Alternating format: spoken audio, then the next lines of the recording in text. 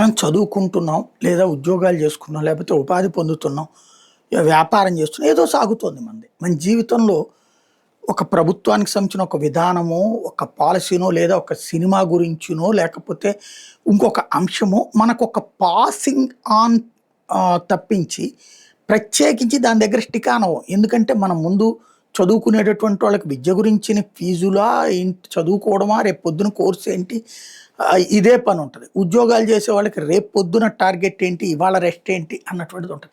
వ్యాపారాలు చేసుకునే వాళ్ళకి ఇవాళ ఎంత సంపాదించారు, రేపటి పరిస్థితి ఏంటి, ఉద్యోగులకి జీతాలు ఎట్లా, ఇదే పనిలో నడుస్తుంటారు ఎవరికి వాళ్ళు.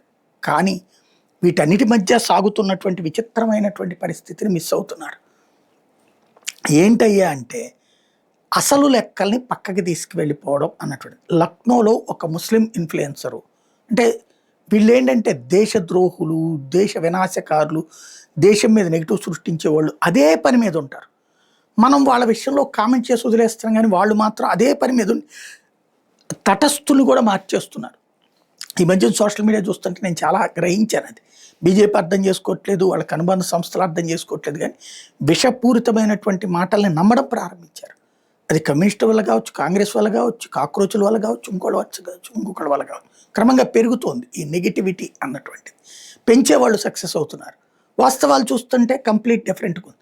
కానీ వీళ్ళ ప్రచారం వల్ల ఇన్ఫ్లుయెన్స్ అవుతున్న వాళ్ళు. ఇప్పుడు ఈ లక్నో అమ్మాయి ఏం ప్రచారం చేస్తే, హిందువుల ఇళ్లలో మేము అడిగితే ముస్లిం అమ్మాయి అనమాట, మాకు ఇల్లు అద్దెకి ఇవ్వట్లేదు అన్నట్టు. ఎస్, నా ఇంట్లో నేను ఎవరికి అద్దెకిచ్చుకోవాలో నేను డిసైడ్ చేసుకోవాలి. అయినా ఏమై ముస్లిం ఇల్లు ఎందుకు వెళ్ళి అడగల? లక్నోలో ముస్లింలు కూడా దాదాపు 30% ఉన్నారు కదా, మరి ముస్లిం ఇల్లు ఎందుకు వెళ్ళి అడగలేదు నువ్వు? ముస్లిం ఇంటికి వెళ్ళి అడిగి అక్కడ దొరక్కపోతే నువ్వు ఇక్కడికి వచ్చావంటే ఒక అర్థం ఉంది. సాధారణంగా నా ఇంటిని నేను సేఫ్గా చూసుకోవాలనుకుంటా. ముస్లిం అంటే సేఫ్ లేదని కాదు లెక్క. నా కులపు తెలిసినటువంటి వాళ్ళు, నా బంధువులు, నా ఫ్రెండ్స్, నాకు తెలిసిన వాళ్ళు ఉంటే బాగుంటుంది అనుకుంటా. అది నా ఆస్తికి సంబంధించి నా వ్యక్తిగత నిర్ణయం. కానీ ఇది దేశంలో వివక్ష కింద చూపించే ప్రయత్నం. ఇలాంటివి చాలా జరగబోతున్నాయి రాబోయే రోజుల్లో.